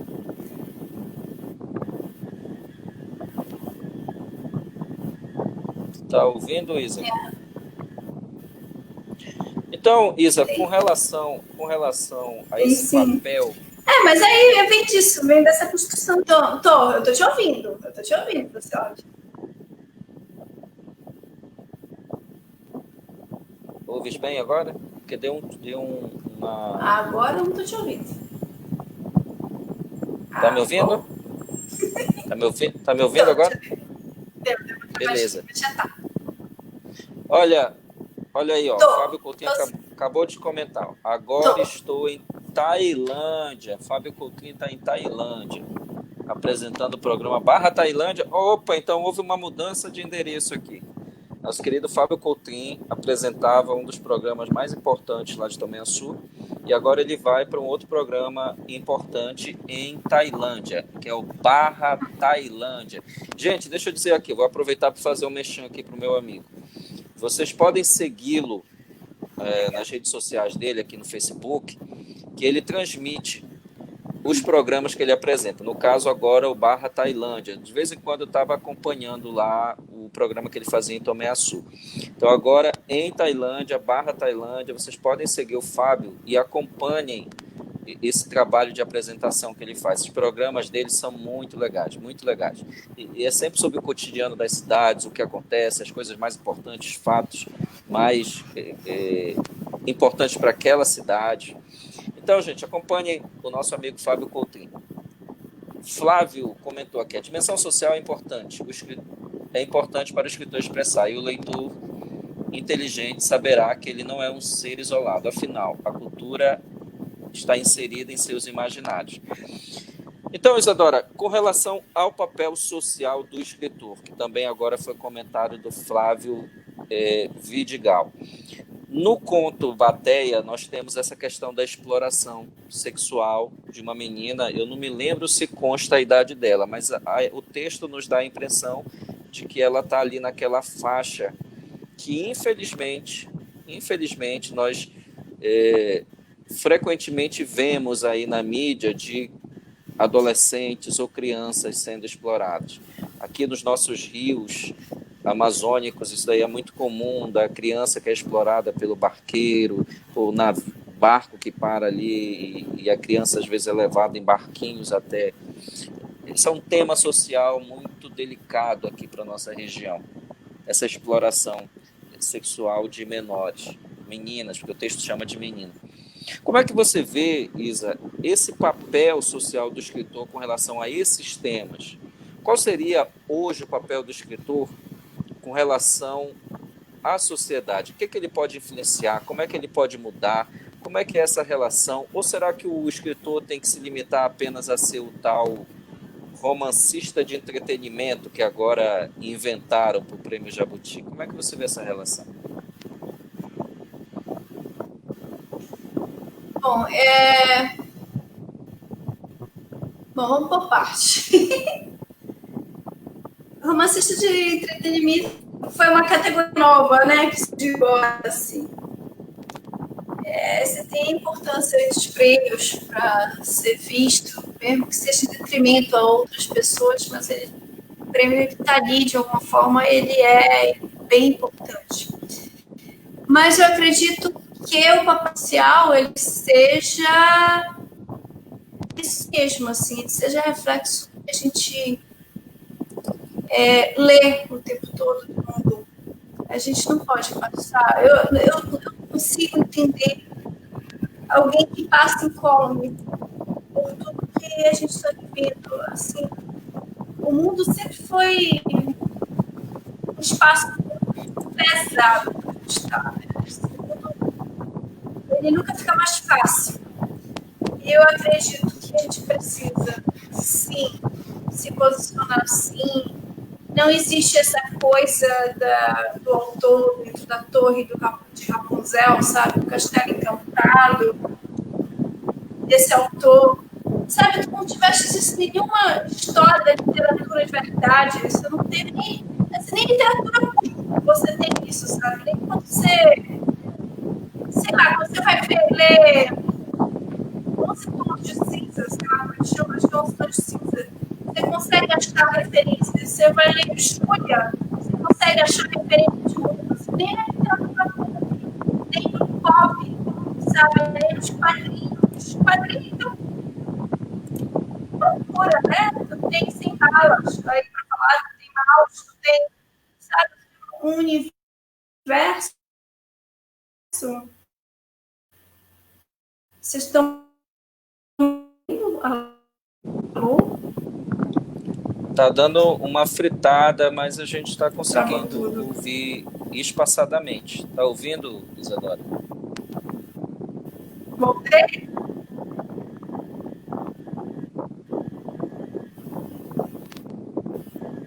Tá dando uma fritada. Faz o seguinte, Isadora, retorna com a gente. Tá Eu bom estou para te você a ouvindo. imagem? Até onde vocês ouviram? Até onde eu tenho que voltar? Nós ouvimos até a parte que você fala. Na verdade, sim. Agora nesse Eu tô finalzinho. falando. Mas está dando uma fritada na transmissão. Tenta seguir. Se não conseguir, eu vou ter que pedir Tá, para o que você você quer? retornar. Você quer que eu volte? Eu vou te tirar um pouquinho. Eu tenho que pedir que você retorna lá pelo link, tá? E a gente vai te aguardar aqui já para a gente caminhar para o encerramento aí.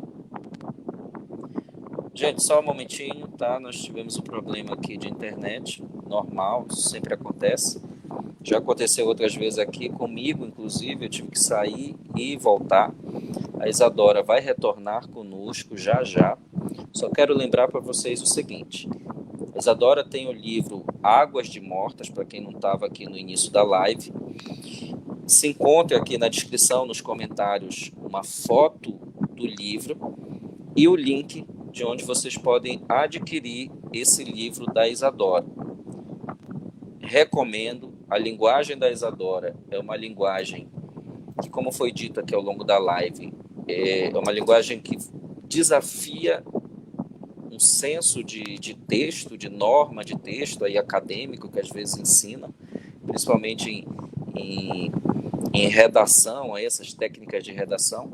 A Isadora vem e desconstrói através do texto dela e nos apresenta as mensagens que ela quer transmitir. Algumas, aliás, a maioria importantíssimas, sobre o aspecto social, que é o de trazer temas que são importantes socialmente, politicamente. O tema de Bateia, como eu disse para vocês, é um tema onde retrata a questão da exploração sexual de meninas, que isso é muito comum, infelizmente, aqui para a nossa região, né? Aqui nós temos esses casos sérios nos rios, das meninas que infelizmente são levadas a essa prostituição. Olha, a Isadora já está com a gente, deixa eu jogá-la aqui na tela. Oi, Isa, tá ouvindo? Um momentinho aqui.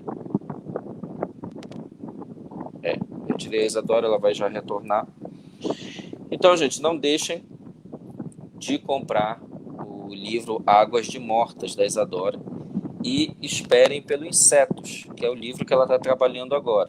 Aqui, a Isadora já está conosco, deixa eu jogá-la aqui na tela. Oi, Isadora. Tudo bom? Tá me ouvindo bem agora? Oi. Tá me ouvindo bem? Tranquilo. Tô. Então, vamos seguir aqui. A gente estava falando sobre a importância social. Você estava falando sobre a importância social do escritor. Como é que ele pode usar a escrita dele para transformação social?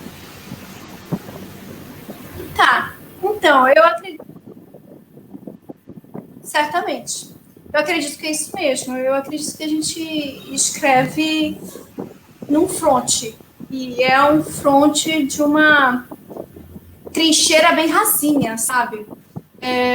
A Fátima Nunes está falando do Edi. O Edi é minha grande referência. Nossa, o Edi, quando ele escreveu Moscou foi um livro... Só estou fazendo uma interferência aqui, tá, Francione? É que eu li assim rapidinho aqui. Mas eu acredito que a gente vive numa trincheira bem rasinha. Eu acredito que a gente vive numa trincheira bem rasinha, sabe? A gente está bem perto de levar bala.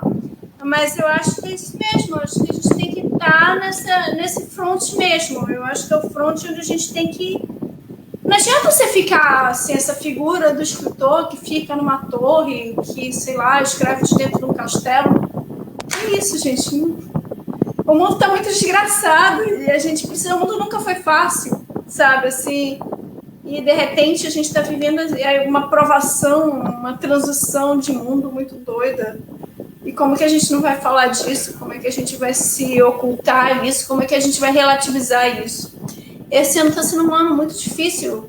Eu, Isadora, como escritora, para estar escrevendo, porque eu não estou conseguindo muito processar o que está acontecendo, mas eu sei que o que vem depois, assim, eu espero que eu tenha um depois, né? Como eu espero que nós todos tenhamos um depois, mas eu espero que o que venha depois daí seja um olhar muito crítico mesmo, sabe? Que foi esse momento que a gente viveu agora. Tomara que venha esse olhar crítico e tomara que a gente alcance leitores, sabe? Tomara que a gente tenha um espaço de diálogo com esses leitores, seja do jeito que for, sabe? Seja na literatura que for feita, se for uma literatura mais escorreita, mas, sabe, se for uma literatura de fácil gestão, que seja feito nessa literatura, se for uma literatura mais pulp, mais pop, que seja feito nessa literatura, mas que venha esse espaço em que a gente pense junto com o nosso leitor e que a gente consiga ter esses leitores e que a gente alcance essas pessoas, sabe? Cada vez mais a gente precisa alcançar pessoas. A gente não pode ter essa TV que nunca desliga, sabe? A gente não pode ter essa distopia de tudo que tem que chegar, sabe, de uma maneira muito mastigada. A gente tem que dar esse espaço para o leitor pensar e a gente tem que viabilizar isso. E fazer com que esse leitor seja autor também da própria vida dele, enfim. E que seja todo mundo também. Então, acho que a literatura é muito aí. Não existe literatura. Eu não consigo ver essa literatura que está dissociada do que está acontecendo no mundo, não. Pelo menos não é a literatura que eu faria, ou que farei, ou que eu faço. Gente, é o seguinte, temos aqui conosco, como já foi citado pela Isa, a querida Fátima Nunes, nos trouxe um comentário muito interessante aqui, fazendo menção ao Edir Augusto Proença, um dos nossos grandes escritores. Temos também a nossa querida poeta Rosa Valtrin, online conosco comentando. Seja bem-vinda, Rosa. E tic-tac. Nós já estamos com 1h30 de live, a conversa está ótima, gente, ótima, mas nós já estamos num tempo legal para o vídeo ficar aí postado, porque live é assim, o pessoal que assiste posteriormente, às vezes é mais numeroso ainda do que os que estão no tempo real em que está sendo transmitido. Então a gente precisa sempre manter, isso aqui fica como dica para o pessoal aí que faz live, é sempre bom manter a live dentro desse tempo, de 1h, 1h30, 1h40, por aí. Porque se você faz uma live muito extensa, quando o cara vai olhar na timeline, que ele vê, essa live tem 5 horas de duração, não vou nem começar a assistir. Então tem que ser aquele horário bom para o cara olhar assim, eu vou assistir porque isso daqui se enquadra na correria da minha vida.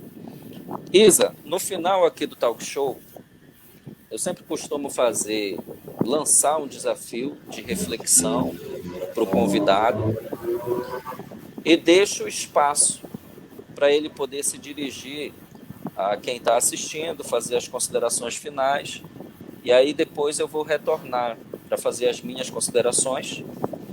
E quando eu estiver fazendo as minhas considerações, Isa, eu só vou pedir que você separe um trecho de Águas Mortas, que aí a gente termina a live com uma leitura.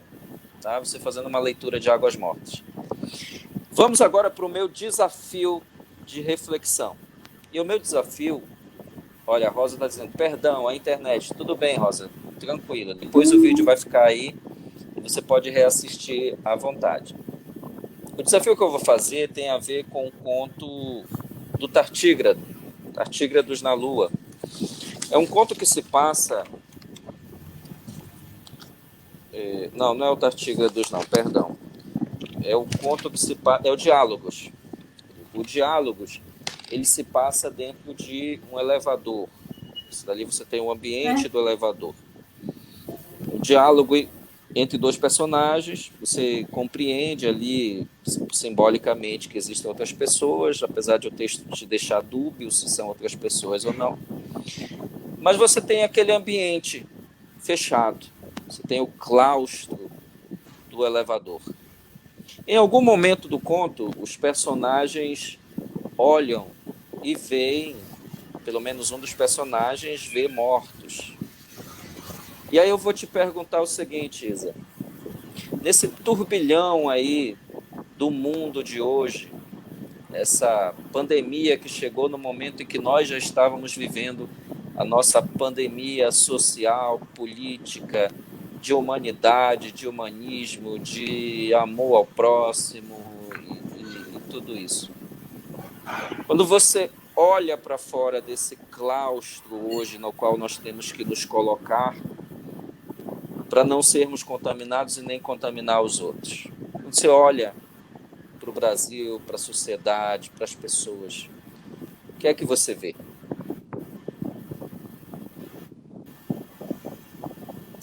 Eu queria ver amor. Eu gostaria de ver amor. Eu gostaria de ver solidariedade. Eu gostaria de ver compaixão. Eu gostaria de ver pessoas não felizes nos grupos de WhatsApp porque estão conseguindo especular no mercado financeiro e agora está muito bom para ganhar dinheiro assim. Eu gostaria de não ver pessoas felizes porque o dólar está a R$100 e pouco. Porque enquanto tem gente feliz porque o dólar está R$100 e pouco, tem gente que não consegue comprar 1 quilo de arroz. Exatamente porque o dólar está R$6 e pouco. Então, o que eu queria ver era amor.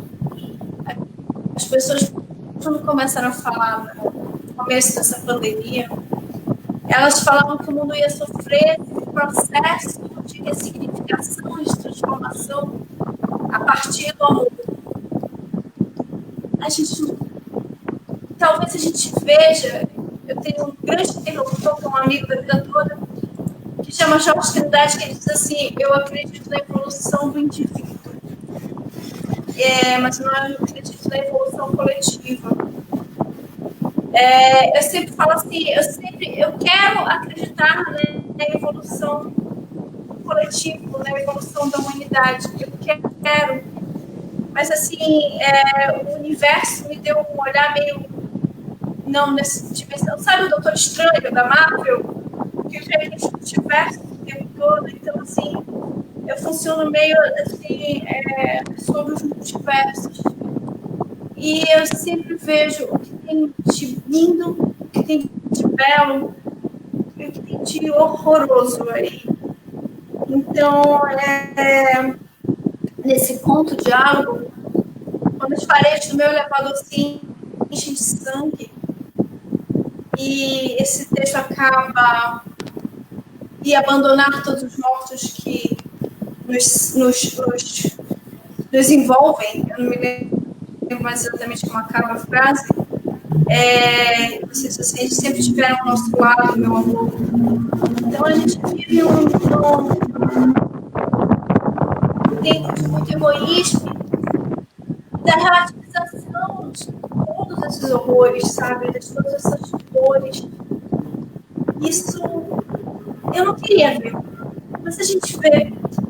Depois que eu terminar o Insetos, eu vou escrever um outro texto que se chama Pantalassa, que é um novo romance.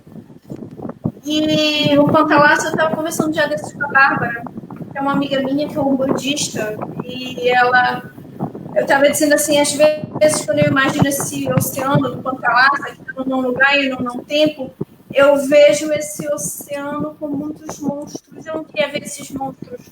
Ela disse assim, mas você precisa ver os monstros. Então os monstros estão todos aí, sabe? Eu queria não os ver, mas eles existem, eles estão morrendo, mas eu vejo também amor, eu vejo que há ainda muita coisa boa pela frente. Eu tenho 2 filhas, né? Então eu me sinto obrigada a entregar para elas um mundo que seja muito lindo, sabe? Que não tenha políticos andando sem máscara por aí, ou gente especulando no mercado financeiro. Eu queria entregar para elas um mundo de pessoas mais responsáveis, mais solidárias. Não sei como fazer isso, mas eu acho que esse é o grande desafio de todo mundo que tem algum coração ainda. Dessa miríade de carbono e tantas outras químicas que nos cercam. era de estrela, né? Então, assim, devíamos ter todos amor. Pelo menos deveríamos todos entender que nós todos somos uma poeira de estrela. Mas nem isso. Não sei mais o que falar, senhoras. Um mundo melhor Olha, para os nossos pequeninos, né, Isadora? certamente. Um mundo melhor. Certamente. Olha, gente, eu quero agradecer a todos que nos acompanharam nessa transmissão. Obrigado, Rosa, obrigado, Fátima, obrigado, Flávio. O Flávio colocou aqui uma postagem muito legal. Parabéns ao amigo Francioles Vianza, escritor Isadora Salazar, aos presentes na live, muito gratificante poder compartilhar ideias sobre a literatura. Abraço, obrigado, acreditamos na vida, do bem e das belezas. Boa noite. Obrigado, Flávio, por ter nos aturado aí durante essa 1h40 minutos.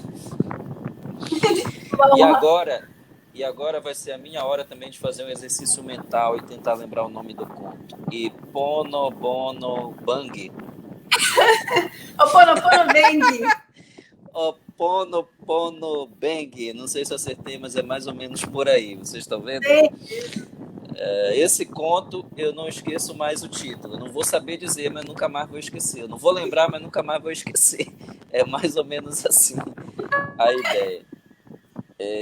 Olha, Rosa Walter, com certeza um mundo melhor pra gente. Ana Lúcia, vou já assistir. Nossa querida Ana Lúcia de Portugal. Ela estava me dizendo aqui que ela teve um desencontro aí de fuso horário. Ela está em Portugal, lá já é alta madrugada. Mas vai estar na timeline, viu, Ana? Você vai poder reassistir tranquilamente. Fátima Nunes, gratidão, foi muito legal. Olha, obrigado a todos que nos assistiram nos grupos em que essa transmissão foi compartilhada. Enquanto eu estava falando com a Isadora, eu estava compartilhando em alguns grupos. Talvez você tenha comentado lá e você se questione, por que o meu comentário não apareceu na tela? É porque não tem como eu ver o comentário de vocês, porque seria uma transmissão secundária nos grupos. Vocês teriam que vir aqui direto na transmissão original para poder aparecer. Eu digo isso porque eu vi um comentário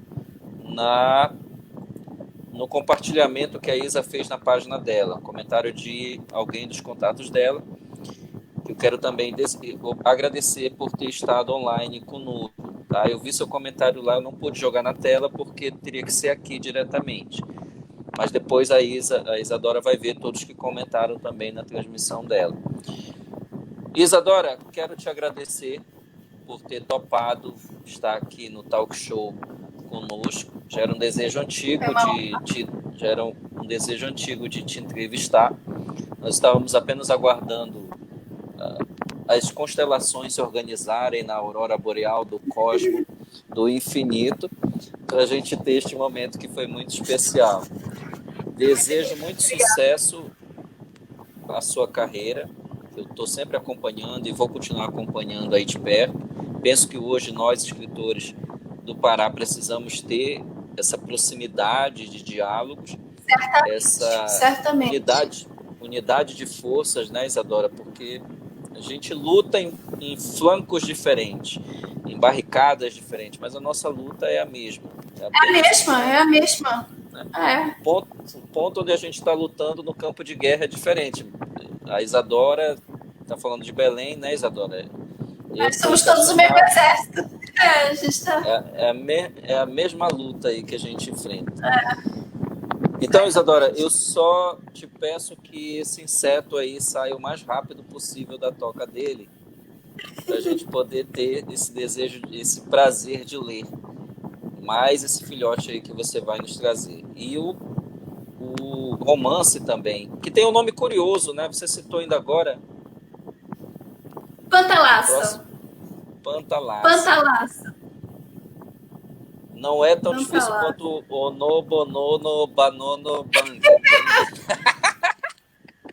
Aquele lá que você, toda vez que eu disser, eu vou dizer uma pronúncia diferente. Não é tão difícil quanto aquele, mas é um nome curioso que nós vamos ter o prazer de também conhecer todos os sentidos dele. Então, Isadora, muito obrigado. Muito obrigado por ter estado aqui no Talk Eu Show agradeço conosco. imensamente, Marcelo. Você tem uma diferença enorme para o teu texto, foi fantasioso, eu adoro. E é muito legal estar aqui. Eu quis muito estar aqui. Eu te pedi para adiantar essa live exatamente para eu ter esse momento de calma para a gente conversar. Eu queria muito estar aqui, eu queria muito conversar. Foi o primeiro momento que eu consegui, assim, falar sem precisar, assim, também levantar a nossa bandeira, como eu levanto o tempo todo, né, que eu tento levantar, de que a gente está escrevendo no norte, porque geograficamente a gente mora no norte, mas que não é uma literatura que, sabe, não é uma literatura só da gente, que não é assim. Então eu acho que é uma bandeira que é nossa, né? Nós somos escritores que escrevemos literatura geograficamente feita no norte, mas a gente não é só o norte, assim, a gente está no mundo, e a gente está na vida. E eu queria muito estar nessa live. Primeiro, pela diversão que eu queria curtir, e segundo, para ser esse momento de falar de uma forma mais descontraída também. Muito gostoso. E acredita, gente, a gente está totalmente descontraidão aqui, tá? A bancada do Jornal Nacional aqui está toda descontraída. Só para vocês terem uma ideia, vocês estão me vendo aqui daqui para cima, mas se vocês forem olhar aqui, eu estou que nem o Buda. Estou na posição de lótus. Transmitido essa live em posição de lótus. Isa, então agora nós vamos desfrutar de uma leitura de um trecho do livro Águas... Esqueceu, né? Esqueceu. Pega aí que eu não esqueci, não. Águas de Mortas ou algum texto seu aí para a gente terminar a nossa live. Enquanto a Isa procura, gente, muito obrigado por essa transmissão, por vocês estarem conosco nessa transmissão. Nós vamos ter uma live, eu vou ter uma live, se não me falha a memória, amanhã no projeto do Alfredo Garcia, que são as 7 fases do Alfredo, que eu provavelmente estarei no comando amanhã, para a gente falar um pouco mais sobre a carreira dele dentro desse projeto. Falta confirmar. No sábado, nós vamos ter uma transmissão em companhia do Denis Giroto, da Parágrafo, e o Benny Franklin, que inclusive esteve aqui conosco ainda há pouco. Nós vamos falar sobre o evento 100 mil poetas e músicos por mudanças, que esse ano vai ser totalmente online. Então nós vamos fazer essa live no sábado, provavelmente, talvez o Juraci Siqueira esteja conosco, ainda não convidei, mas vou fazer o convite, para falar como vai ser os 100 mil poetas e músicos este ano, como vai ser a transmissão, aonde vai ser, como vai ser a apresentação dos artistas que estarão. Então vocês já estão convidados, fiquem atentos. No sábado vai ter essa live comigo, Denis Giroto, Benny Franklin e possivelmente o Juraci também, se ele topar vir aqui conosco, se tiver tempo, para falar sobre esse projeto especificamente. Vai ser uma live um pouco mais técnica, a gente vai explicar como vai ser. Isa, nos despeça agora com texto. Olha, bom, primeiro deixa eu fazer uma parte. Nessa pandemia, esse é o terceiro óculos que eu quebro. Então, esse aqui eu quebrei hoje. Então, assim, óculos e celular são 2 coisas que eu estou quebrando nessa pandemia, sei lá por quê, assim, mas estão brincando de pira quebrados aqui em casa. Eu separei, eu não sou boa leitora, tá, dos meus textos. E eu peguei agora, assim, o que está mandando aqui, que é o Caixa de Vira-Latas, que eu acho que é o texto que acaba o livro de contos dos 7. Por que eu não estou pegando o Água? Porque o Água tem capítulos mais longos e tudo, e eu não saberia, assim, vou pegar um pedacinho dele. Mas peguei o Caixa de Vira-Latas, acho que vocês vão curtir. Não sei se eu vou acertar a ler, né? Vamos ver. Eu e meu pincelê, que foi um óculos ao tempo para ele, agora meu pincelê. Posso começar? À vontade. Caixa de Vira-Latas. Não sonhava. Quando sonhava, eram nuvens cerradas de algum lugar partido. Maria atravessou o fim do tempo. À sua frente, um papelão repleto de filhotes acabaram de se esfacelar em boca louca sobre o asfalto inundado. Fechou os olhos.